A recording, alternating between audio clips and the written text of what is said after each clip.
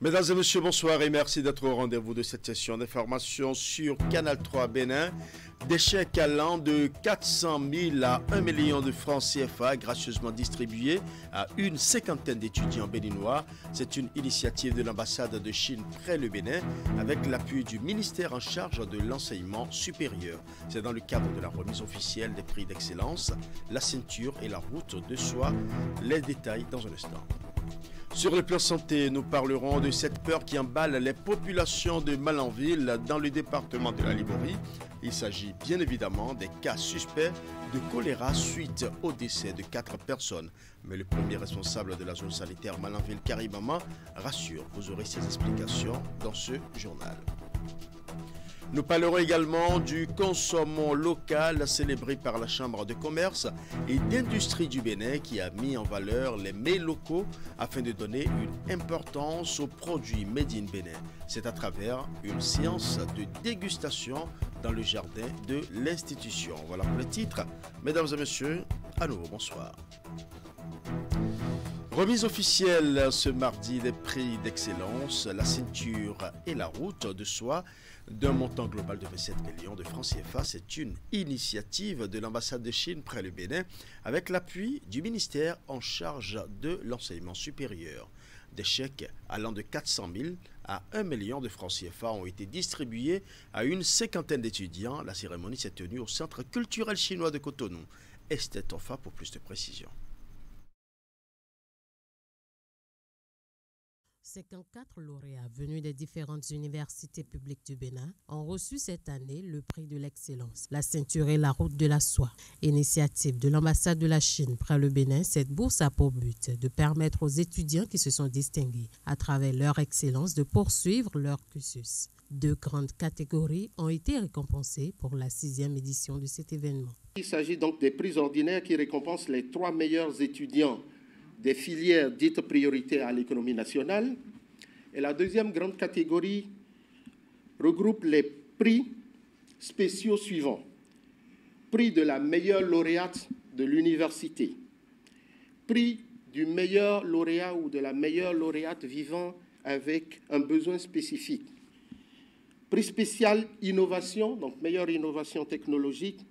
Prix meilleur étudiant bourse master, pour ne citer que cela. Mais depuis l'année passée, nous avions ajouté à ces prix spéciaux un prix spécial, dénommé prix spécial de la ministre, qui récompense donc la meilleure fille dans une filière scientifique qui a fait montre d'une prouesse exceptionnelle. La ministre de l'Enseignement supérieur et les recteurs des universités présents ont félicité les lauréats et remercié l'ambassadeur de la Chine pour ses prix. En bonne mère, la ministre Ladécan a invité les bénéficiaires à en faire bon usage. Je voudrais compter sur vous. Sachez que ces fonds qui sont mis à notre disposition et qui vont être renforcés, si je comprends bien l'engagement de son Excellence et de toute l'équipe ici, sachez que ça vient de quelque part et sachez que nous avons la responsabilité de démontrer que ces partenaires ne se sont pas trompés en mettant en place cette initiative. Je compte sur vous. L'esprit de cette route de la soie, c'est de partage, c'est de connexion. Donc, le partage des visions, des stratégies, la connexion infrastructurelle pour faciliter les échanges personnels, les échanges financiers, les échanges des intellectuels. Ça, c'est l'idée de l'initiative La ceinture à la route. Les étudiants bénéficiaires des différents prix n'ont pas manqué de gratitude envers les donateurs. La cérémonie de remise des prix était également l'occasion pour la ministre et la communauté universitaire de dire au revoir à Peng Jingtao en fin de mission au Bénin. Mais mon cœur reste toujours ici avec les amis pénitents. L'ambassadeur de la Chine près le Bénin a saisi l'occasion de cette remise des prix d'excellence, la ceinture et la route de la soie pour se prononcer sur la gouvernance du président Patrice Talon et les changements opérés par son gouvernement. Nous allons suivre Un extrait de son intervention sur des propos recueillis par Esther Tofa. Je me rappelle que lors de la visite officielle du président Talon en 2018, lors de sa première rencontre avec le président Xi, il a présenté son ambition, son programme de la construction du changement du pays du Bénin. Un pays africain, petit pays, pauvre, sans ressources naturelles. Comment faire développer, faire changer ce pays? Son programme, c'est la gouvernance. Une bonne gouvernance à travers l'exploration des ressources humaines, c'est-à-dire de l'intelligence béninoise, une intelligence culturelle, civilisationnelle, de tradition, renommée dans la sous-région. 6 ans sont passés. Depuis 2016, ça fait déjà 8 ans et demi. Le Bénin a beaucoup changé.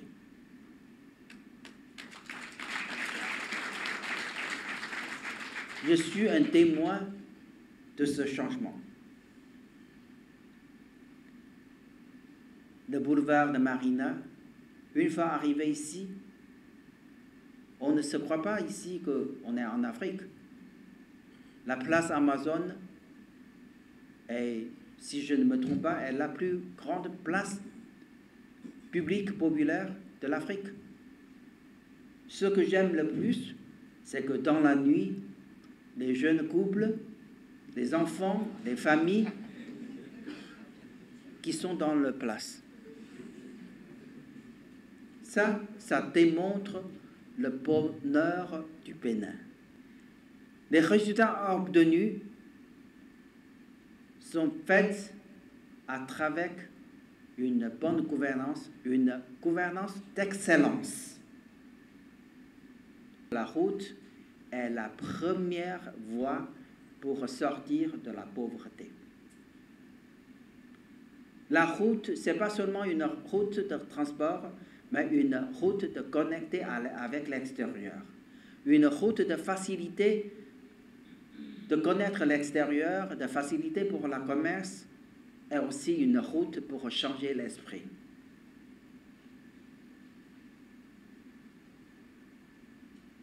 Alors à présent, dans le département de la Liborie et plus précisément dans la commune de Malanville, où l'on parle des cas suspects de choléra suite au décès de 4 personnes. Les populations sont inquiètes, mais le premier responsable de la zone sanitaire, Malanville Karimama, rassure. Selon lui, les analyses faites au laboratoire national à Cotonou ne révèlent aucun cas de choléra. On écoute pour plus de précision le docteur Oro Kokwalsen Orokoni. Il est le médecin coordonnateur de la zone sanitaire Malanville Karimama. Il est au micro de Stanislas Fernand dans l'Ozère.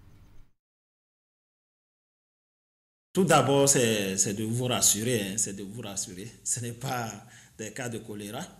Il faut dire que la zone sanitaire Malanville Karimama, c'est une zone sanitaire qui est entourée pratiquement par des fleuves. Il y a le fleuve Niger, il y a ses affluents, notamment le fleuve Sota et le fleuve Alibori. Donc nous sommes, la zone est soumise à des épisodes d'inondation répétés de façon cyclique chaque année. Donc quand nous sommes en période de pluie, nous attendons à ces inondations-là, dû au débordement du fleuve Niger et de ses affluents. Donc ce débordement, et les riverains qui sont à côté de ces fleuves-là vivent quand même le périple de l'eau, de ces débordements-là. Donc il faut dire que pendant ces périodes-là, il y a ces maladies hydriques qui surviennent dans la population. Et c'est le cas cette année de la situation que vous aurez constatée au niveau de la population de Galiel. Donc c'est des maladies diarrhéiques qui surviennent suite à les inondations. Alors, déjà, quand nous avons eu l'alerte, parce que nous avons les relais communautaires aujourd'hui, et c'est grâce à la politique nationale de la santé communautaire mise en place par le gouvernement de Patrice Talon. Donc, on a ces relais pratiquement dans tous les villages, et qui font la surveillance, qui font la prévention, les sensibilisations de prévention et de promotion dans les ménages. Donc vous voyez, donc ces relais nous ont notifié la situation de cas de diarrhée et vomissement dans le village de Galiel. Donc rapidement, nous avons une équipe d'intervention rapide. Ça, c'est une équipe qui est mise en place, constituée multidisciplinaire, constituée des agents d'hygiène, de tous les cliniciens, de tout ce qui est laborantin et tout. Donc nous descendons rapidement sur le terrain pour voir la situation. Et arrivé là-bas, suite à ces cas, nous avons fait des prélèvements. Donc ces prélèvements ont été envoyés au niveau national et où la technique a été faite et puis c'était autre germe que le choléra. Donc il y avait plus de peur que de mal. Donc il y a plusieurs germes en réalité qui donnent des signes de diarrhée et de vomissement dans la communauté. Mais le germe redoutable, c'est le choléra. C'est ce qui fait peur à la population. Et dès qu'il y a des cas de diarrhée et vomissement, en même temps, la population, à cette hantise-là, ils pensent déjà au choléra. Et là, c'est déjà les caractéristiques des selles. Donc vous voyez, le choléra, c'est des selles avec des caractères eau de riz qui viennent de façon profuse, sans arrêt, donc avec une déshydratation qui survient de façon brutale. Donc vous voyez, ici, ce n'est pas le cas. Déjà, les caractères des selles nous ont orientés un peu. Et quand l'analyse a été faite au niveau national, la hantise même, c'est d'isoler vraiment le germe, voir d'abord que ce n'est pas le germe du choléra. Donc, ce qui a été fait. Donc, la recherche de ce germe-là au niveau du laboratoire national est négatif. Donc, il y a d'autres germes maintenant. Ils peuvent avoir de l'Escherichia coli, ils peuvent avoir, en tout cas, il y a plusieurs germes. Il peut avoir des virus également, donc, dont même nous faisons la vaccination aux enfants. Donc, c'est plus des diarrhées virales. Donc, ou déjà avec un traitement symptomatique, c'est-à-dire réhydrater les gens avec des sels de réhydratation orale, la situation rentre dans l'ordre. Voilà qui se veut rassurant pour les populations. Plus d'une vingtaine de pays participent depuis hier mardi à la 7e édition du Grand Africain Nemo, en abrégé GANO. C'est un exercice militaire qui se passe chaque année pour renforcer la protection du golfe de Guinée contre les pirates et les actes illicites. L'exercice de Cotonou est co-organisé par la marine française et l'architecture de Yaoundé. Nous allons suivre. Les enjeux de la sécurisation du golfe de Guinée sont multiples. Cet espace maritime est en proie à plusieurs menaces telles que la pêche illégale, la piraterie, les trafics illicites et la pollution maritime. GANO est une réponse internationale à ces problématiques. Ce n'est pas simplement une démonstration de puissance militaire, mais un symbole de puissance, de notre détermination à œuvrer ensemble pour assurer la sécurité de nos eaux territoriales.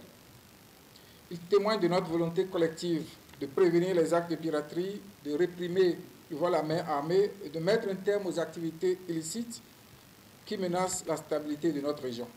Cette opération militaire est une initiative française. Cette initiative témoigne de l'amitié profonde entre nos armées et de la volonté de la France d'apporter un soutien concret à notre région dans sa lutte contre les activités illicites en mer. Grand Africain Nemo n'est pas simplement un exercice militaire. C'est le symbole de notre coopération, de notre détermination et de notre espoir en un avenir maritime sécurisé pour tous. Nous tous ici réunis partageons la conviction que la sécurité maritime est un enjeu stratégique, je dirais même vital, pour les pays du Golfe de Guinée, tant elle permet de garantir les approvisionnements, les exportations, les activités de pêche, si précieuses pour nos populations.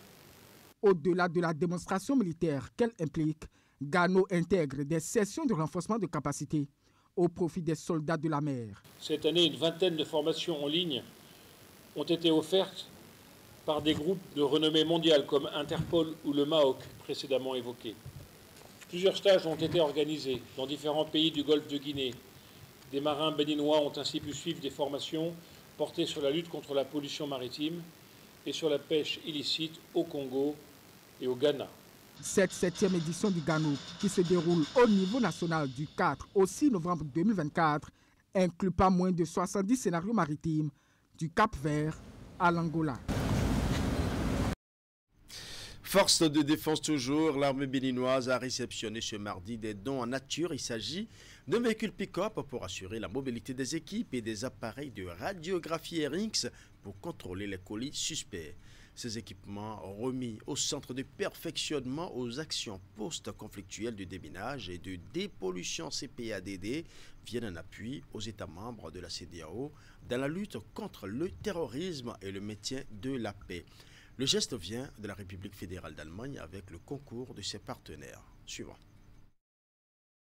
L'expansion des attaques terroristes dans les États côtiers du Golfe de Guinée continue de faire objet de grandes préoccupations au sein de la CEDEAO et de ses partenaires. Le Bénin, qui n'est non plus à l'abri de ses ennuis sécuritaires, bénéficie ici d'un renforcement de capacités logistiques et roulants financé par la GIZ et donc la République fédérale d'Allemagne. Le projet EPSAO, ECOWAS Peace and Security Architecture and Operations, financé par l'Allemagne et cofinancé par l'Union européenne justement, a pour objectif d'améliorer la préparation de la CEDEAO et de ses États membres pour les opérations de soutien à la paix. Il vise également à développer les compétences de manière inclusive et à tenir compte des besoins spécifiques. À cet égard, l'EPSAO joue un rôle clé en facilitant la coopération entre la CEDEAO et ses centres de formation d'excellence, notamment le CPADD à Ouidah. Ce don est rendu possible au travers du projet Architecture et Opérations de paix et de sécurité de la CEDEAO, ECOWAS Peace and Security Architecture and Operations, le EPSAO, qui est mis en œuvre par la GIZ au nom du gouvernement allemand et de l'Union européenne. L'objectif est de contribuer au renforcement des capacités de la CEDEAO en matière de prévention et de gestion des conflits en Afrique de l'Ouest. Ce soutien s'articule autour des domaines d'intervention stratégique. L'emballage de générosité comporte 2 appareils de radiographie RX, de colis suspects et d'un véhicule pick-up. La partie béninoise qui bénéficie et réceptionne ces matériels de travail militaire souligne que c'est un soutien de taille au maintien de la paix au Bénin et dans la sous-région ouest africaine. Très satisfait par ce geste qui permettra au CPADD de poursuivre sereinement sa mission de formation. Le général de division futur Candide Ahorian Bagdi, chef d'état-major général, me charge d'adresser à la CEDEAO et à son partenaire Guise les sincères gratitudes des forces armées béninoises pour l'accompagnement constant dont bénéficie le CPADD. Un bon usage sera fait du véhicule et des radiographies pour le bonheur de nos futurs spécialistes EOD et CIED. Le principal destinataire de ces équipements techniques demeure le centre de perfectionnement aux actions post-conflictuelles de déminage et de dépollution CPADD. C'est l'unique centre francophone spécialisé dans le domaine du déminage humanitaire en Afrique. Depuis 21 ans, il a contribué à former plus de 4800 personnels provenant d'Afrique, d'Amérique, d'Asie et d'Europe.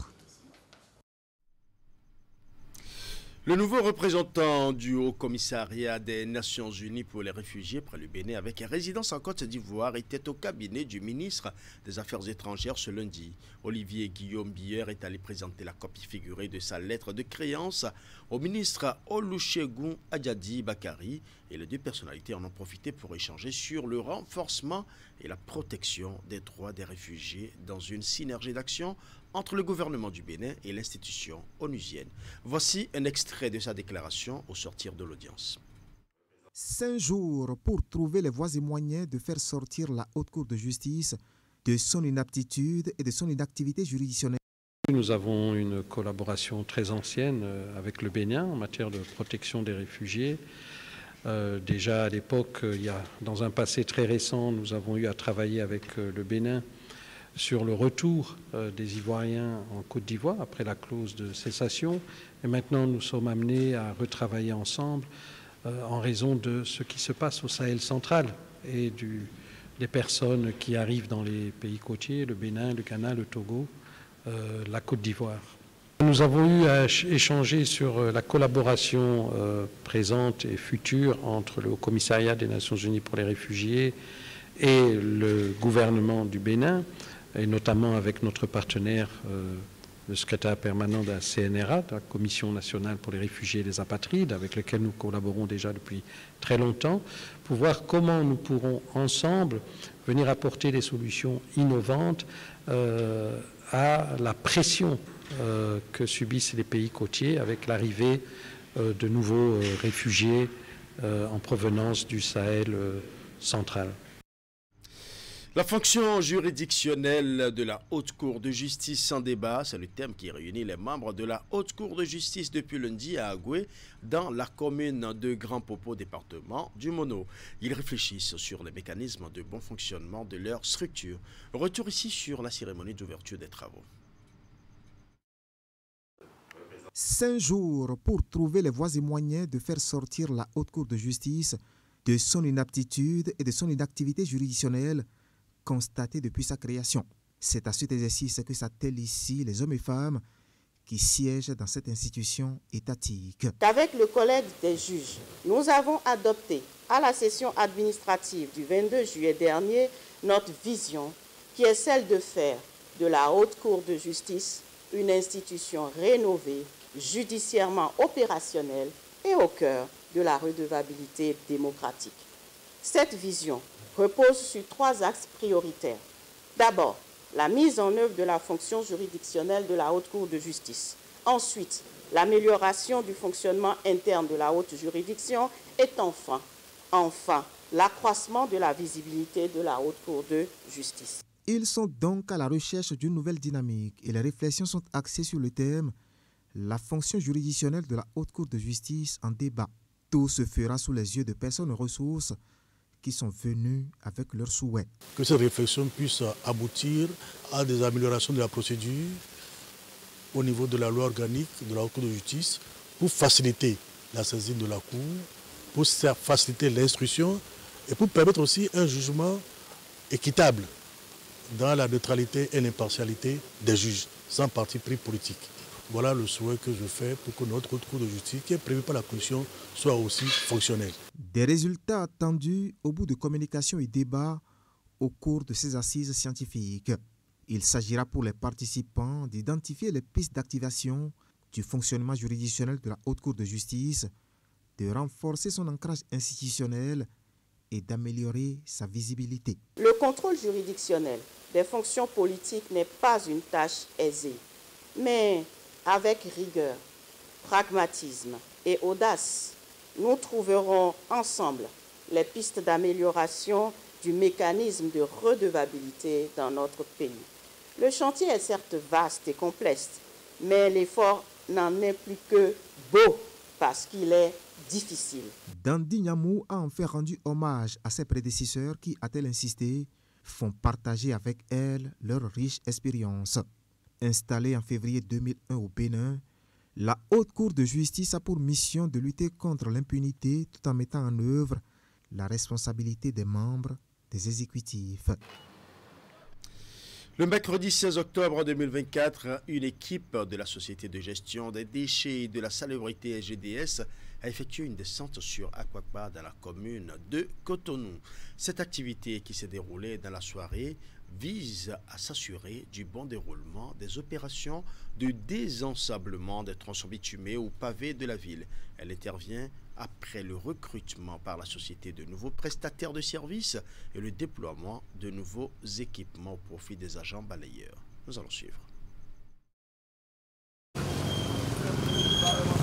Sur ce premier site, attend le chef service de la salubrité de la SGDS et sa suite, un groupe de balayeurs paré à accomplir sa besogne nocturne. Après avoir salué l'équipe, l'autorité entretient les agents sur les nouveaux équipements déployés par la SGDS en vue d'améliorer leurs conditions de travail. Il a également mis l'accent sur l'importance de respecter les mesures de sécurité. Véritable moment d'échange, cette séance a permis de répondre à quelques préoccupations des agents. Pour cette fois-ci, le dispositif a été renforcé avec des panneaux lumineux qui signalent aux usagers de la voie le chantier de balayage déjà au loin. Également, il y a des panneaux réfléchissants et le nombre de cônes a été renforcé également. Même les combinaisons que les agents portent. Ces combinaisons, cette fois-ci, sont fabriquées avec un tissu fluorescent amélioré. Après avoir reçu les instructions de son superviseur, l'équipe se met en branle.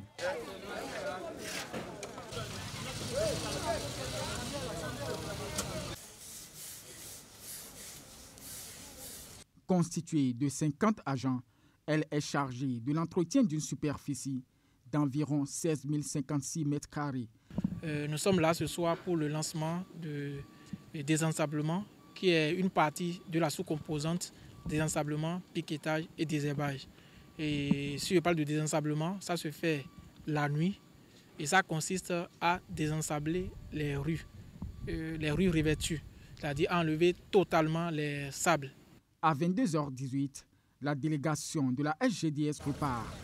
Direction la deuxième étape de sa tournée de la soirée. Arrivé sur ce site devant le marché moderne de PK3, le chef service de la salubrité constate le déroulement des travaux de désensablement. Cette opération de la SGDS s'inscrit dans un contexte d'exécution de nouveaux contrats de prestation de services dans les communes du Grand Nokoué. À travers cette descente sur le terrain, la SGDS réaffirme son engagement à garantir la salubrité des grandes villes du Bénin. Avant de mettre un terme à cette session d'information, retenez que le mois d'octobre est souvent célébré par le consommant local. Et pour sacrifier ainsi à la tradition, la Chambre de commerce et d'industrie du Bénin a mis en valeur les mets locaux pour donner une importance aux produits made in Bénin. C'est à travers une séance de dégustation dans le jardin de l'institution. Reportage.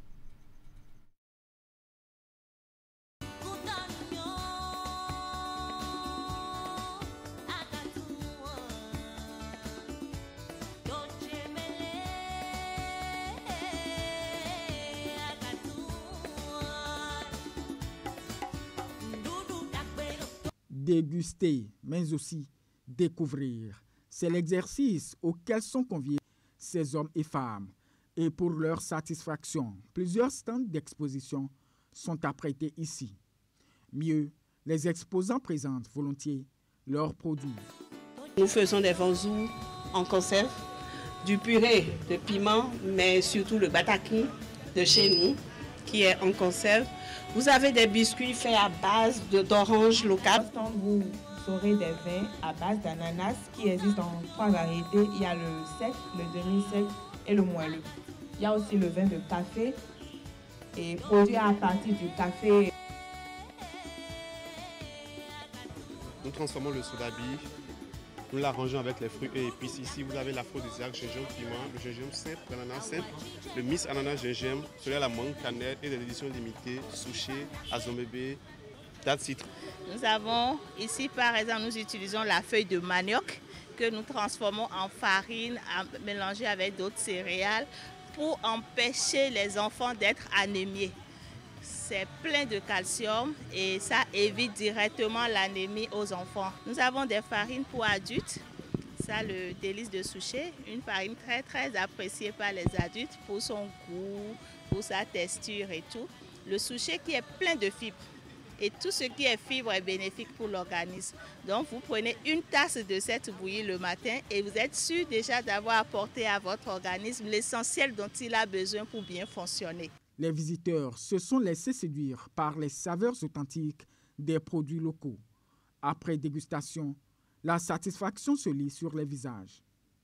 Illustrant l'engagement des Béninois à promouvoir le Made in Bénin, cette initiative rappelle l'importance de consommer local pour soutenir les producteurs, mais aussi contribuer au développement économique du pays. Voilà, ce sera tout pour ce journal. Merci pour votre aimable attention. Bonne soirée à chacun et à tous.